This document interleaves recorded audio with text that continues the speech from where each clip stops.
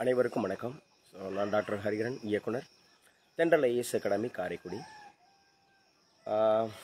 விடியும் வேளையில் விடியல் தரும் சிந்தனை அப்படிங்கிற தலைப்பில் இன்னைக்கு ரொம்ப முக்கியமாக உங்களோடு சில வார்த்தைகள், குறிப்பாக வாழ்க்கையில் எதையாவது சாதிக்கணும் அப்படின்னு சொல்லி நினைக்கிறவங்க மிக முக்கியமாக நாம் சில காரியங்களை நம்ம கவனத்தில் எடுத்துக்க வேண்டியது அவசியமாக இருக்குது. Nishant, good morning sir. Okay, thank you so much. Good morning, same to you. Thank you so much. ஒவ்வொரு நாளும் யார் நேரத்தை சரியாக திட்டமிட்டு செயல்படுத்துகிறாங்களோ அவங்களுக்கு தான் வாழ்க்கையில் வெற்றி அப்படிங்கிறது அவசியமாக இருக்குது. வாழ்க்கையில் சாதித்த ஒவ்வொரு நபர்களையும் நம்ம பார்த்தோம் அப்படின்னா, நேரத்தை யார் சரியாக கையாளுகிறார்களோ அவர்களுக்கு தான் வெற்றி அப்படிங்கிறது கிட்டியிருக்கு. ஏன்னா நேர மேலாண்மை அப்படிங்கிறது மிக மிக அவசியம். நான் அடிக்கடி சொல்வதுண்டு மாணவர்களிடத்தில்,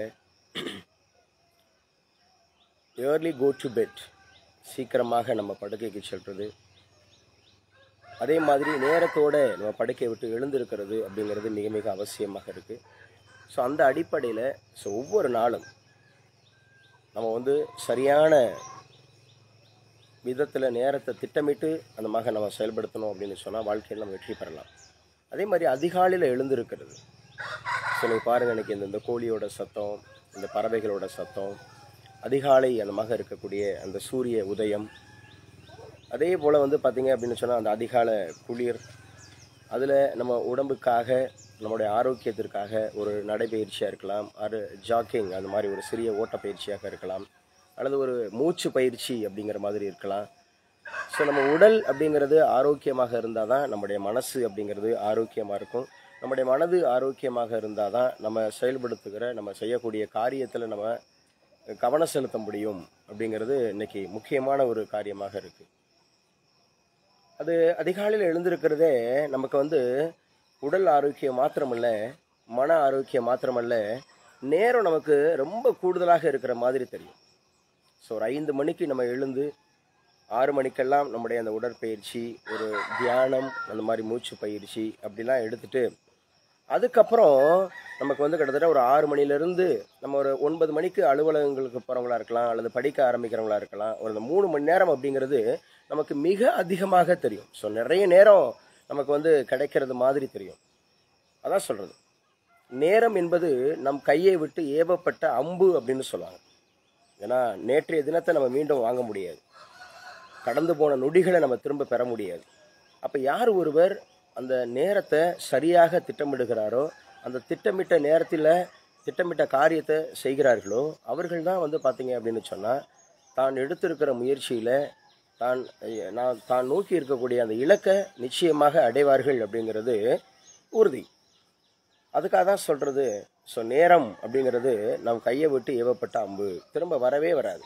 முன்னோர்கள் அப்படிங்கிறவங்க ரொம்ப கிளியராக சொல்லியிருப்பாங்க, சரியா?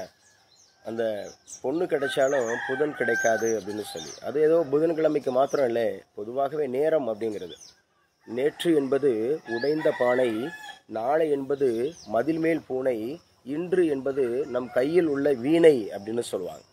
நேற்று என்பது உடைந்த பானை. நேற்று ஏன் உடைந்த பானைக்கு சொல்கிறாங்க? உடைஞ்சு போச்சு. நேற்றைய குறித்து நம்ம கவலைப்படக்கூடாது.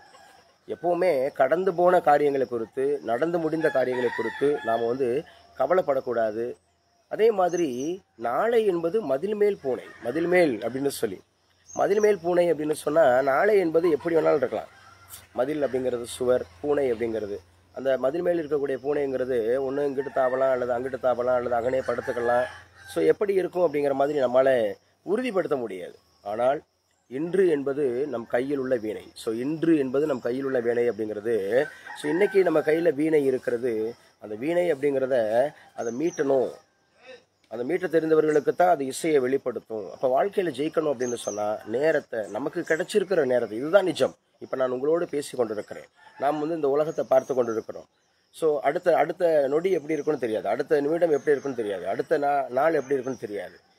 கடந்து போனதை நம்ம மீண்டும் பெற முடியாது. அந்த அடிப்படையில் நேர மேலாண்மை அப்படிங்கிறது, time management is very very important. ஒரே ஒரு செகண்டில் உயிர் பிழைச்சவங்ககிட்ட கேட்டு பாருங்கள்.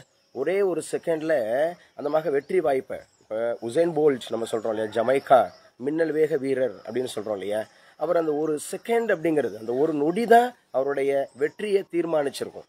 அப்போ அந்த ஒரு நொடி அப்படிங்கிறது எவ்வளோ முக்கியமானது, நமக்கு எவ்வளோ 24 மணி நேரம். அப்போ அந்த நேரத்தை நம்ம எப்படி செயல்படுத்துகிறோம்? எல்லாருமே காலைல எழுந்த உடனே நம்ம பாக்கெட்டில், இப்போ நான் இன்னைக்கு 5 மணிக்கு எழுந்திருக்கிறேன் அப்படின்னு சொன்னால் அடுத்த நாள் 5 மணி வரைக்கும் நமக்கு கிட்டத்தட்ட 24 மணி நேரம் நம்முடைய கையில் இருக்கிறது. ஒவ்வொருவரும் இன்னைக்கு மிகப்பெரிய தொழிலதிபராக இருக்கலாம், அல்லது மிகப்பெரிய அளவில் பணக்காரராக இருக்கலாம், அல்லது மிகப்பெரிய அளவில் சாதனைக்காரராக இருக்கலாம், அல்லது மிகப்பெரிய அளவில் அந்த மாதிரி இருக்கக்கூடிய ஒவ்வொரு காரியங்களிலும் யாரிடம் அந்த நேரம் அல்லது அந்த நொடி, அந்த நிமிடம் அல்லது அந்த மணித்துளிகள் அப்படிங்கிறது பார்த்தீங்க அப்படின்னு சொன்னால் எவ்வாறு பயணிக்கிறது, அதன் அடிப்படையில் தான் ஒருவருடைய வெற்றி அப்படிங்கிறது இருக்குது. எந்த ஒரு வேலையும் செய்யாமல், எந்த விதமான முயற்சியும் செய்யாமல், எந்த விதமான பயிற்சியும் செய்யாமல் இருக்கிறவங்களிடத்திலும் அந்த 24 மணி நேரம் இருக்குது. எனக்கு நேரமே பத்தலை அப்படின்னு சொல்லி தினந்தோறும் அதமாக ஓடிக்கொண்டு இருக்கிறவர்களிடத்திலும் அந்த 24 மணி நேரம் தான் இருக்குது. யார் ஒருவர் எனக்கு நேரமே இல்லை, நான் பிஸியாக இருக்கேன்னு சொல்கிறாங்களோ அவங்க நிச்சயமாக நேரத்தை சரியாக திட்டமிட்டு இருக்க மாட்டாங்க. நிச்சயமாக வாழ்க்கையில் ஒரு காரியத்தை செயல்படுத்தி முடிச்சிருக்க மாட்டாங்க. அப்போ நேர மேலாண்மை அப்படிங்கிறது ரொம்ப ரொம்ப ரொம்ப ரொம்ப முக்கியமானதாக இருக்கிறது. வாழ்க்கையில் சாதிக்கணும் அப்படின்னு சொன்னால் குறைந்தபட்சம் அப்படிங்கிறது சீக்கிரமாகவே நம்ம படுக்கைக்கு செல்றது, சீக்கிரமாகவே நம்ம படுக்கை விட்டு எழுந்திருக்கிறது. அதே மாதிரி ஒரு விஷயத்தை நம்ம திட்டமிட்டுட்டோம் அப்படின்னு சொன்னால் அந்த திட்டமிட்டதை இன்னைக்கே செய்யணும் அப்படிங்கிற மாதிரி. காலம் தாழ்த்துறது அல்லது ஒத்தி போடுதல் அப்படிங்கிறது, நாளைக்கு பார்த்துக்கலாம், அப்புறம் பார்த்துக்கலாம் அப்படிங்கிற மாதிரி அப்படியும் இருக்கக்கூடாது. உடனே செய்யணும், இப்போவே செய்யணும் அப்படிங்கிறவங்க. யாரெல்லாம் இந்த மாதிரியான மனநிலையில் இருக்கிறாங்களோ அவங்களுக்கு தான் வெற்றி வாய்ப்புகள் அப்படிங்கிறது அதிகமாக இருக்கும். குறிப்பாக நேற்றைய தினத்தில் டிஎன்பிஎஸ்சி எக்ஸாமினேஷன் குறித்து பரபரப்பாக பேசிகிட்டு இருந்தாங்க இல்லைங்களா. ஆக்சுவலாக டிஎன்பிஎஸ்சியில் பார்த்தீங்கன்னா ஒரு புதிய மாற்றம் அப்படிங்கிறது கொண்டு வந்திருக்கிறாங்க. அது என்ன மாற்றம் அப்படின்னு சொன்னால், தமிழ் அப்படிங்கிறது கட்டாய தேர்வாக இருக்கிறது. தமிழ் பேப்பரில் 45 மதிப்பெண்கள் எடுத்தால் மாத்திரமே அடுத்த பேப்பர் அப்படிங்கிறது திருத்தப்படும், அப்புறம் தான் உங்கள் வெற்றி வாய்ப்பு உறுதியாகும் அப்படின்னு சொல்லியிருக்கிறாங்க. அந்த அடிப்படையில் அதை குறித்து நம்ம திட்டமிடுகிறோமா? அப்போ நம்ம தமிழ் அப்படிங்கிறது, ஒருவேளை நம்ம தமிழ் அப்படிங்கிறதுக்கு நம்ம அதிகமான கவனம் செலுத்தாதவர்களாக இருந்தால், ஆங்கில மீடியத்தில் ஆங்கில வழியில் படித்தவங்க, அல்லது கேபி ஸ்கூலில் படித்தவங்க, அல்லது தமிழ் அப்படிங்கிறது கொஞ்சம் தடுமாற்றம் இருக்கிறவங்க, அதை எப்படி திட்டமிட்டு இருக்கிறோம்? இப்போ அக்டோபர் மாதத்தில் நமக்கு கால்ஃபார் வர இருக்கிறது அப்படின்னு சொல்லியிருக்கிறாங்க. அப்போ அக்டோபர் மாதத்தில் கால்ஃபார் வர இருக்கிறது அப்படின்னு சொன்னால் அந்த அக்டோபர் மாதத்துக்குள்ளே, அக்டோபர் மாதம் தானே கால்ஃபார் வரப்போகுது. இன்னும் நிறைய பேர் பார்த்தீங்கன்னா சீக்கிரம் எக்ஸாம் வந்துடும். குறிப்பிட்ட நாளில் பார்த்தீங்கன்னா அனௌன்ஸ்மெண்ட் கொடுத்துருவாங்க, குறிப்பிட்ட நாளில் எக்ஸாம் வச்சுருவாங்க. நமக்கு ப்ரிப்பரேஷன் பண்ணுறதுக்கான டைம் இருக்குமா? அதுக்கு தான் சொல்கிறேன், நேரம் என்பது நம் கையை விட்டு ஏவப்பட்ட அம்பு. ஒரு கால்ஃபாரை எதிர்பார்த்து படிக்கிறதுங்கிறது வேற, கால்ஃபார் வந்ததுக்கு அப்புறம் படிக்கிறதுங்கிறது வேற. அது ஒரு டிஎன்பிஎஸ்சி எக்ஸாமாக இருக்கலாம், எஸ்எஸ்சியாக இருக்கலாம், பேங்காக இருக்கலாம், போலீஸாக இருக்கலாம், நம்ம எடுத்துக்கொண்ட தொழிலாக இருக்கலாம், அல்லது ஏதாவது ஒரு சாதனையாக இருக்கலாம், அல்லது நம்ம உடம்பை கொடுத்தான ஒரு ஆரோக்கியமாக கூட இருக்கலாம். நேரத்துக்கு எழுந்து நேரத்திற்கு காரியங்களை செய்து நேரத்திற்கு திட்டமிட்டபடி அந்த காரியத்தை முடித்தோம் அப்படின்னு சொன்னால் வாழ்க்கையில் நம்ம நிச்சயமாக வெற்றி பெறலாம். வாழ்க்கையில் யாரெல்லாம் சாதிக்கணும்னு நினைக்கிறாங்களோ, வாழ்க்கையில் யாரெல்லாம் வெற்றி பெறணும்னு நினைக்கிறாங்களோ, வாழ்க்கையில் நம்ம எடுத்த காரியத்தை அடையணும்னு நினைக்கிறாங்களோ அவர்கள் எல்லாரும் நேர மேலாண்மை அப்படிங்கிறத கடைபிடிச்சாங்க அப்படின்னு சொன்னால் நிச்சயமாக நம்ம வாழ்வில் வெற்றி பெறலாம். இந்த அதிகாலை வேளையில் உங்களோடு அந்த விடியும் வேளையில் விடியல் தரும் சிந்தனை அப்படிங்கிறதுல நான் உங்ககிட்ட சொல்லிக்கிறது, நானும் ஃபாலோ பண்ணுறது தான். நிச்சயமாக நேரத்தை சரியாக திட்டமிட்டு பயன்படுத்துவோம். Planning is very very important to achieve in our goal. Planning is very very important. திட்டமிடுதல் அப்படிங்கிறது, திட்டமிடாத வாழ்க்கை அப்படிங்கிறது நிச்சயமாக நமக்கு வெற்றி தராது. லட்சியம் இல்லாத வாழ்க்கை துடுப்பு இல்லாத படகை போன்றது. காற்றுக்கு வேண்டுமானால் செய்யலாம், கரையை அடைய முடியாது. இப்போ வாழ்க்கையில் நம்ம லட்சியத்தை அடையணும் அப்படின்னு சொன்னால், நம்ம குறிக்கோள் அடையணும்னு சொன்னால், நம்ம எடுத்த காரியத்தை வெற்றியோடு முடிக்கணும் அப்படின்னு சொன்னால் நேரத்தை உழைப்பில் முதலீடு செய்வோம், வாழ்க்கையில் வெற்றி பெறுவோம். Thank you so much. God bless you. நான் டாக்டர் ஹரிகரன், இயக்குனர், தென்றல் ஐஏஎஸ் அகாடமி, காரைக்குடி. நேரம் என்பது அவசியமான ஒன்று. நேரம் யார் சரியாக பயன்படுத்துகிறார்களோ அவர் வெற்றியை அடைவது நிச்சயம்.